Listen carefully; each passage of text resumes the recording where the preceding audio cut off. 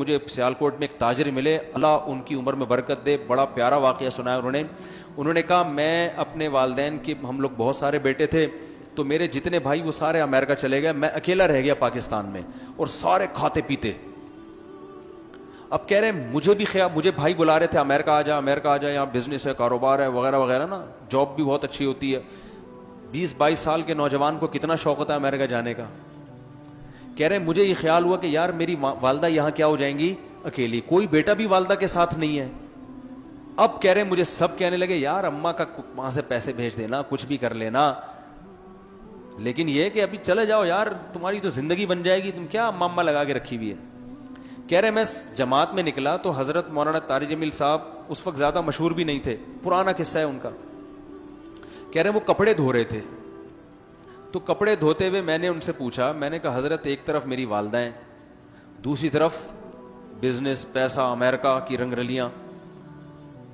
تو آپ مجھے مشورہ دے دیں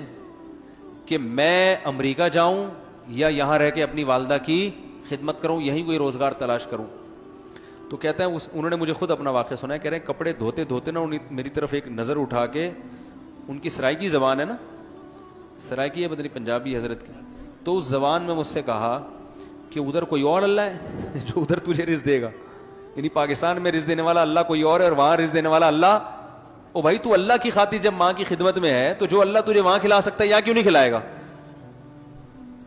اب دیکھو مقصد چونکہ آخرت تھا نا, تبلیغ میں سہ روزے لگانے کی برکت سے اتنا تو سمجھ میں آ گیا کہ مقصد پیسہ کمانا نہیں ہے, اب مقصد آخرت ہے, اور آخرت کہہ رہی ہے کہ اماں کی کو اکیلا چھوڑ کر مت جاؤ. تو انہوں نے,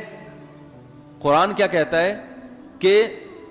آثر الحیات الدنیا, جب آخرت اور دنیا کا ٹکراؤ ہوگا نا تو جو دنیا کو ترجیح دے گا اس کا ٹھکانہ جہنم میں, جو آخرت کو ترجیح دے گا اس کا ٹھکانہ جنت ہے. قرآن نے یہ نہیں کہا جو دنیا کو چھوڑ دے وہ جنت میں جائے گا, یا جو ہے وہ, بس قرآن کہہ رہا ہے جہاں دنیا اور آخرت میں ٹکراؤ ہوگا. دیکھو دنیا امریکہ جاتی ہے تو دنیا اور آخرت میں کوئی ٹکراؤ نہیں ہو رہا, جائیں کس نے منع کیا ہے آپ کو, لیکن جہاں اکیلی ماں رہ رہی ہو پیچھے اور اس کا کوئی خدمت کرنے والا نہ ہو, یہاں دنیا اور آخرت میں کیا ہو رہا ہے, لڑائی ہو رہی ہے. اب ساتھ کس کا دینا ہے آپ نے,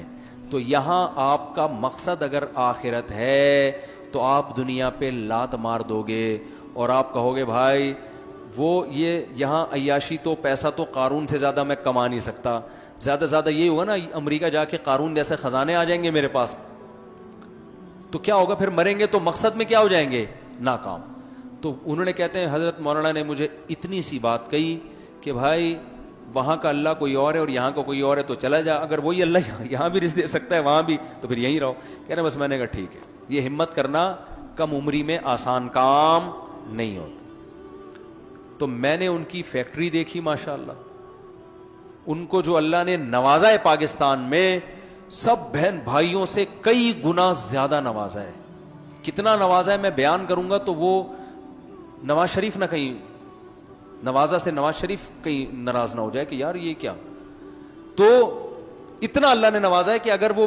ناراض نہ ہوتے تو میں بتا دیتا. وہ ظاہر ہے کوئی نہیں پسند کرتا نا کہ میرے بارے میں بتایا جائے کہ اتنا کمایا اپنا بزنس, اور اتنا اللہ نے برکت دی.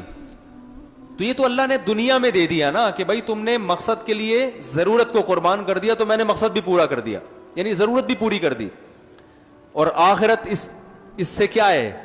آخرت کا اجر تو ماں کی خدمت میں, تو آخرت میں جو اللہ نے رکھا ہے وہ تو ہم سوچ بھی نہیں سکتے.